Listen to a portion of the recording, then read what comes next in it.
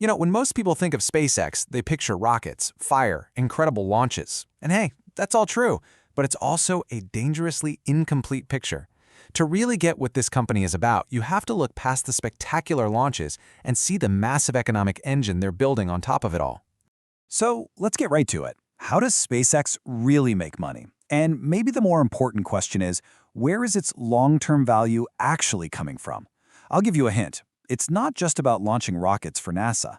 The real answer is in this powerful, deeply integrated system that connects space all the way down to the ground. So here is how we're going to break it down in this explainer. We're going to look at this like a Wall Street analyst would. First, we have to redefine the business. Then we'll unpack the incredible flywheel between the launch business and Starlink. After that, we'll reveal the hidden competitive advantage, the moat that's actually on the ground. We'll explore how you even begin to value a company like this, and finally, we'll size up the major risks ahead. All right, let's dive into that first point. This is probably the most important step because it requires us to completely reframe how we think about what SpaceX is even trying to do. Okay, so the common view, what most people see, is a rocket company. It's exciting, sure, but it's also kind of limited. The analyst view, though, sees something way bigger, an integrated infrastructure platform, one that controls the entire value chain, from building the rocket on the factory floor all the way to delivering internet to the end user. So here's the definition we should really be using. SpaceX is a transport and a broadband platform. The launch business is the critical enabler for sure, but it's the recurring, predictable subscription revenue from the Starlink network that's the real long-term value driver. Think about it. One business gets paid per launch, which is great, but it's episodic. The other one, it compounds month after month after month. And this quote right here, it just perfectly captures the challenge that almost everyone misses.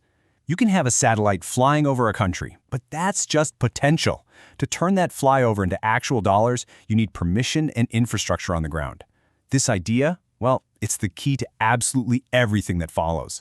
So let's talk about the mechanics of how this all works, because this isn't just two separate businesses sitting side by side. No, it's a self-reinforcing loop, a flywheel that is constantly spinning faster and faster, powering the entire system. So here's how it works. Step 1. SpaceX builds its own reusable rockets. This just crushes the cost to get to orbit. Step 2. They use that insane advantage to launch their own Starlink satellites, way faster and way cheaper than any competitor could even dream of. Step 3. That capacity in orbit gets turned into recurring subscription revenue from customers on the ground. And then, here's the magic. That cash gets reinvested right back into building more rockets and more satellites. It's this beautiful, virtuous cycle that makes their competitive moat deeper with every single launch. Now, this is a really helpful way to visualize the whole business. You've got 3 layers. The launch stack, that's their cost advantage. The orbital network stack, that's the actual product, the internet service. But then you have this third critical layer, the terrestrial rights stack. And this is the layer that actually determines whether the first 2 can even make any money. And that brings us right to the core thesis of this whole analysis. The most powerful and honestly the most underestimated competitive advantage that SpaceX has, it isn't really in space at all. It's right here on the ground. Let me put it this way. A satellite is basically just a cell tower in the sky. But what good is a cell tower if your phone doesn't have a SIM card and a service plan that's actually authorized to work in that country? It's useless, right? Well, the satellite network needs that same kind of terrestrial conversion layer to become a real business. And we're not talking about just one license here. It is a messy, complicated stack of rights. You need spectrum rights so your signal doesn't interfere with others. You need gateway rights to physically connect your satellites to the internet on the ground. You need landing rights from every single country where you want to sell service. And then you need a whole other set of special approvals for things like airplanes and ships. Each one of these is a massive regulatory and logistical nightmare that can take years to clear. So the bottom line is this. The real competitive note isn't just about having more satellites. The true, durable, hard-to-replicate advantage is created when SpaceX can perfectly match its enormous capacity in orbit with the legal and physical rights to actually sell that capacity on the ground, country by country. That is incredibly difficult to do.